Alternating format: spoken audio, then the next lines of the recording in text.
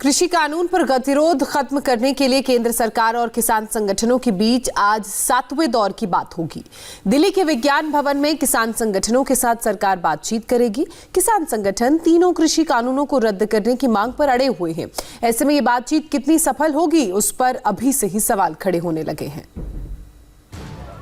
प्रदर्शन, आगजनी और आंसू गैस के इन गोलों की गूंज के बीच आज केंद्र सरकार और किसान संगठनों के बीच बातचीत हो रही है। भले ही ये तस्वीर दिल्ली से दूर रेवाड़ी से आई है, लेकिन इन तस्वीरों की एक झलक आज होने वाली 7वें दौर की बातचीत में भी खूब नजर आने वाला है।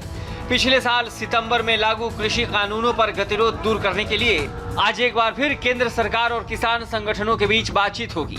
दोपहर 2 बजे दिल्ली के विज्ञान भवन में दोनों पक्षों में ये मीटिंग होगी। इस बैठक में अलग अलग किसान संगठनों के प्रतिनिधि मौजूद रहेंगे। नरेंद्र मोदी जी की सरकार है, वो हमेशा किसानों की समस्या का समाधान करने के लिए उनके साथ खड़ी है।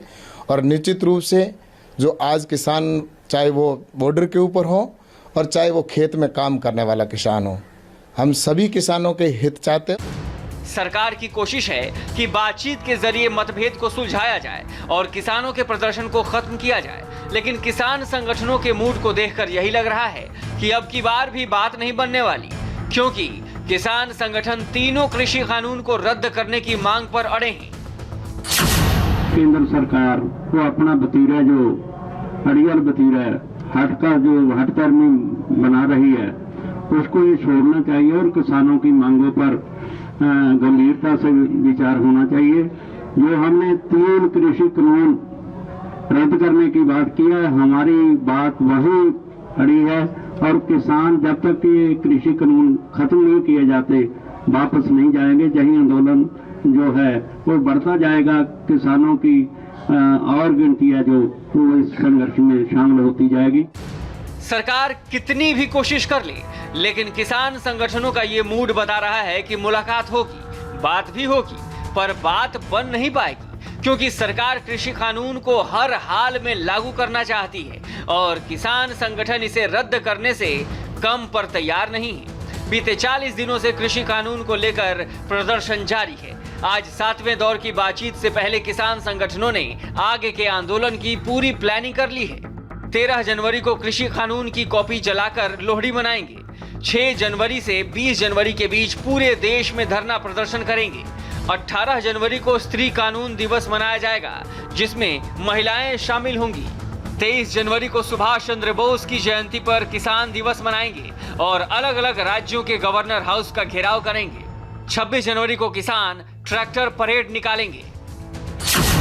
13 तारीख को जो कृषि कानून है उनकी कापियां जलाकर लोहड़ी का जो त्योहार है उसको मनाया जाएगा।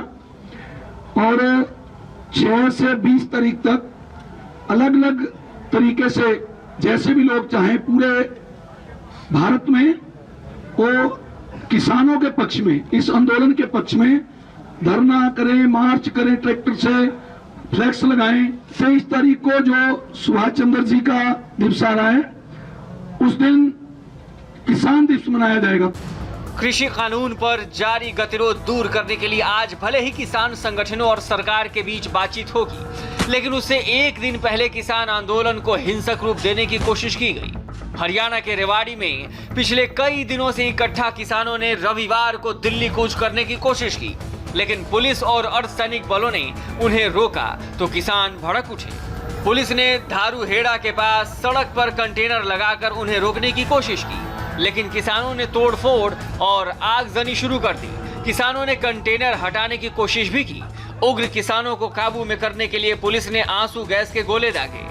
जिस तरह से किसान संगठन सड़क पर उतरकर विरोध प्रदर्शन कर रहे हैं, उसे कांग्रेस समेत तमाम विरोधी दल समर्थन कर रहे हैं। सोनिया गांधी ने कहा कि सरकार की थकाव और भगाव की नीति के सामने किसान घुटने टेकने वाले नहीं हैं।